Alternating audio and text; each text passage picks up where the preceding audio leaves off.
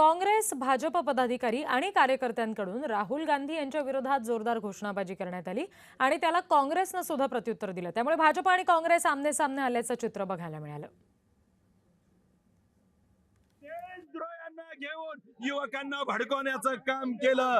ही bad Congress, हद्दपार झालेली काँग्रेस आता जिवंत होऊ शकत नाही। किती या देशातले देशद्रोही बरोबर घेऊन खऱ्या अर्थानं आंदोलन करते आणि त्याच्यामुळे या काँग्रेसला आता परत गाडण्याचं काम आता या देशातला नागरिक करणार आहे आणि त्याच्याच निषेधार्थ आम्ही उतरलो। या देशातला एकूण एक नागरिक जागृत करण्याचं काम भारतीय जनता पार्टी करेल। नीटच्या विषयाचं आंदोलन भडकवण्याचं काम राष्ट्रविरोधी तत्व या दिल्लीमध्ये करत आहेत आणि याला साथ देणारे राष्ट्रद्रोही काँग्रेसचं याच्यामध्ये मोठं षडयंत्र आहे। 28 वेळा ज्यांच्या काळामध्ये पेपर लीक झाला त्या काँग्रेसला प्रश्न विचारण्याचा अधिकार नाही।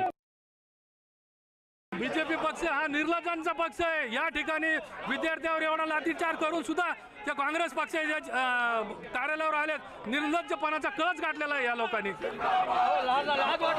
विद्यार्थी 21 मध्ये आणि हे त्यांच्या विरोधात उभे राहतात आणि यांच्या मुलं नाही शिकत का? अरे आमच्या मुलं शिकतात, आम्ही आमच्या काँग्रेसच्या या देशातले मुलं शिकतात, त्यांच्यासाठी आम्ही संघर्ष करतो। यांना लाज वाटायला पाहिजे। आम्ही यांच्यासाठी उभा असताना आमच्या विरोधात उभे करतात। अरे जनाचे नेता मनाच्या भारतीय जनता पक्षाला इथल्या कार्यकर्त्याला लाज वाटायला पाहिजे। नक्की शुभम, जर बघितलं आपण या ठिकाणी जे आहे ते आक्रमक झालेचं आपल्याला पाहायला मिळत आहे। तर दुसऱ्या दिशेने जर बघितलं तर अवघ्या 50 फुटाचा अंतर आहे। या दोन्ही ठिकाणी जे आहे ते भाजप आणि काँग्रेस दोन्ही आक्रमक झालेले आहेत। पोलिसांचा देखील या ठिकाणी मोठा बंदोबस्त या ठिकाणी ठेवण्यात आला। आपण काही भाजपच्या पदाधिकाऱ्यांशी बोलण्याची प्रयत्न करूयात। आपल्यासोबत माजी आमदार संजय केनेकर आहेत। राहुल गांधी हद्दपार झालेल्या काँग्रेसनं या देशात अराजकता माजवण्याचं काम केलंय आणि अराजकता माजून नव्हे तर 20-22 दिन से जंतर मंतर पर आंदोलन चालू है। स्टूडेंट्स के सर फोड़ते हैं, उसके बाद बेशर्मी के तरीके के ऊपर राहुल गांधी को डिटेन किया गया। एक शांतिपूर्वक आंदोलन राहुल जी दिल्ली में कर रहे थे, उसी के बुनियाद पर राहुल जी को डिटेन किया गया और आज इनको इतनी शर्म नहीं है कि कांग्रेस कार्यालय के सामने आके आंदोलन कर रहे हैं। ये भ्रष्ट नेता, हमें और कांग्रेस पार्टी का एक ही मांगनी है कि नीट परीक्षा में जो घोटाला हुआ है उसमें धर्मेंद्र प्रधान ने राजीनामा देना चाहिए।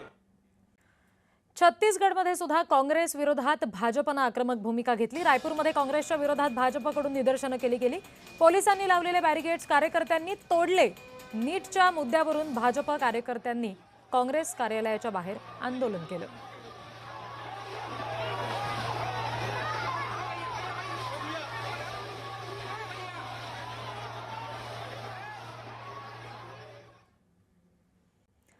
छत्रपती संभाजीनगरमध्ये काँग्रेस विरोधात भाजपने आक्रमक भूमिका घेतली। काँग्रेसच्या कार्यालयाबाहेर भाजपने आंदोलन केलं। भाजपच्या आंदोलनाला काँग्रेसने प्रत्युत्तर दिलं। रघुपती राघव राजाराम भजन गाऊन काँग्रेसकडून पलटवार करण्यात आला।